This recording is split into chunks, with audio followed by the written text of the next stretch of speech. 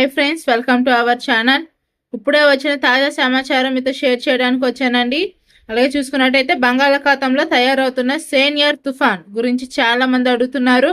అందుకే ఇప్పుడు clear update ఇస్తున్నాను. మీరు చూసినట్టయితే మన ఈ వీడియోలో అది ఏ దిశగా వస్తుంది, అలాగే ఆ తుఫాన్ ఏ జిల్లాలకు ప్రభావం అవుతుందో, అలాగే వర్షాలు ఎలా ఉండబోతున్నాయి, ఈదురుగాలుల గురించి మన ఈ వీడియోలో తెలుసుకుందాం. మరింత ఇన్ఫర్మేషన్ కోసం మన వీడియోని లైక్ చేయండి, షేర్ చేయండి, సబ్స్క్రైబ్ చేసుకోండి. మొట్టమొదట మీకు ఒక ముఖ్యమైన విషయం చెప్తాను. ఇప్పుడు సముద్రం మీద ఒక లో ప్రెషర్ చాలా వేగంగా యాక్టివ్ అవుతుంది. ఇది ముందుగా డిప్రెషన్గా మారుతుంది. అదే తర్వాత సేనియర్ తుఫాన్గా బలపడే అవకాశం చాలా ఎక్కువగా కనిపిస్తుంది. ఇలా తయారవుతుందండి మనకి సేనియర్ తుఫాన్ ఎఫెక్టివ్. ఇలా తుఫాన్ ఇలా బలపడిపోతుంది చూసుకున్నట్టయితే. అలాగే ఐఎండి ప్రకారం బంగాళాఖాతంలో మలక్కా నాటి సముద్ర ద్వారం మరియు దక్షిణ అండమాన్ సముద్రం దగ్గర ఒక భాగంగా గుర్తించబడిందండి లో ప్రెషర్ ఏరియా ఏర్పడిపోతుందని. అలాగే చూసుకున్నట్టయితే 24, 25, 26 నవంబర్లో ఒక డిప్రెషన్గా మారి 26 లేదా 27 నవంబర్లో తుఫాన్గా స్థాయికి చేరే అవకాశం ఉందని చెప్తున్నారు మీరు చూసినట్టయితే. అలాగే వర్షాలు గాలులు కూడా బాగా ఎక్కువగా ఉంటాయి. ఇవి కూడా దక్షిణ తీర ప్రాంతాల్లో ముఖ్యంగా వచ్చే ఛాన్స్ కనబడుతున్నాయి అంటున్నారు ఇది చూసినట్టయితే. అలాగే మనం చూసుకున్నట్టయితే ఇది ఏ దిశగా వస్తుందంటే ఇప్పటి వరకు వచ్చిన మోడల్ ట్రాక్స్ చెప్పింది ఏంటంటే, మీరు చూసినట్టయితే మన స్క్రీన్ మీద చూడండి, శాటిలైట్ వ్యూలో ఏం కనబడుతుందంటే ఇది ముందుగా అండమాన్ దాటి పశ్చిమ దిశగా కదులుతుంది. అది కూడా ఏపీ, తమిళనాడు, ఒడిశా ఇలా ఈ కోస్టల్ మీదుగా వచ్చే పరిస్థితి మనకి కనపడుతుందని మీరు చూసినట్టయితే. మీరు చూడండి స్క్రీన్ మీద మనకి ఎలా ఉందో. అలాగే చూసుకున్నట్టయితే దీని ప్రభావం ఎటువైపు ఉండిపోతుందో చూడండి. ఎక్కడ ఉండిపోతుందంటే ఇది ఇంకా సముద్రంలోనే ఉందని మోడల్స్ చెప్తున్నాయండి. మీరు చూసినట్టయితే సముద్రంలోనే ఉంది. కానీ తమిళనాడు తీరం ప్రాంతం, ఆగ్నేయ ఆంధ్ర, విశాఖ వైపు పరిస్థితి కాస్త గట్టిగా ఉండే అవకాశం ఉంది. ఒకవేళ వస్తే ఇది ఈ తీర ప్రాంతాల వైపు వచ్చే సూచన కనపడుతుంది.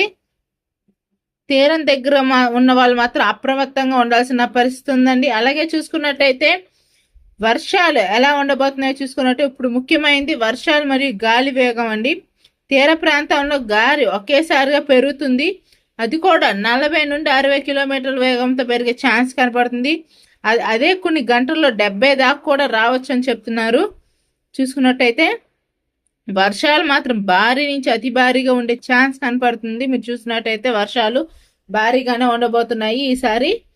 అలాగే మత్స్యకారులు మాత్రం గమనించాల్సింది ఏంటంటే ఇప్పటి నుంచి సముద్రంలోకి వెళ్ళొద్దని పైనుంచి అలర్ట్ వచ్చిందండి. మీరు చూస్తున్నట్టయితే ఇది నిజంగా చాలా రిస్క్ అండి. సముద్రంలో అలలు పెరుగుతున్నాయి. ఇది తుఫాన్గా మారే సంకేతంగా మారుతుంది. మత్స్యకారులు అటు వెళ్ళకపోవడమే మంచిదండి. అలాగే చూసుకున్నట్టయితే రైతులు కూడా ఒక చిన్న సూచన, పంట దగ్గర నీరు నిలవకుండా ముందే చిన్న ఏర్పాటు చేసుకోవడం మంచిదండి. చూసుకున్నట్టయితే ఎవరికి కోత వచ్చిన పంట ఉంటే కనుక జాగ్రత్తగా భద్రపడండి. మనం ముందు నుంచి హెచ్చరిస్తూనే ఉన్నాం. ఈ వీడియోనే కాక ముందు నుంచి వీడియోలో చెప్పుకొస్తూనే ఉన్నాం. మత్స్యకారులు, రైతులు చాలా జాగ్రత్తగా ఉండాలి. ఇప్పుడు రాబోయే 48 గంటల్లో తుఫాన్ ఉండే సూచనలు కనబడుతున్నాయి. ఒకవేళ ప్రాంతాలు చాలా జాగ్రత్తగా ఉండాలి. మొత్తం పరిస్థితి ఏంటంటే సిస్టమ్ బలపడుతుందండి. అలాగే చూసుకున్నట్టు తుఫాన్గా మారే అవకాశం చాలా ఎక్కువగా ఉంది. అదే కారణంగా తీర ప్రాంతానికి అప్రమత్తంగా ఉండాలి. వాతావరణ శాఖ నుంచి వచ్చే ప్రతి అప్డేట్ నేను వెంటనే మీకు చెప్తూ ఉంటాను.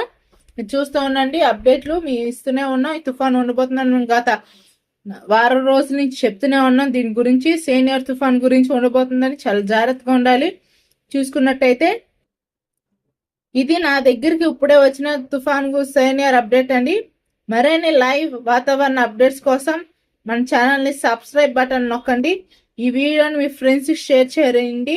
తీర ప్రాంతంలో ఉన్న వాళ్ళకి ఇది చాలా ఉపయోగపడుతుందండి. Thank you.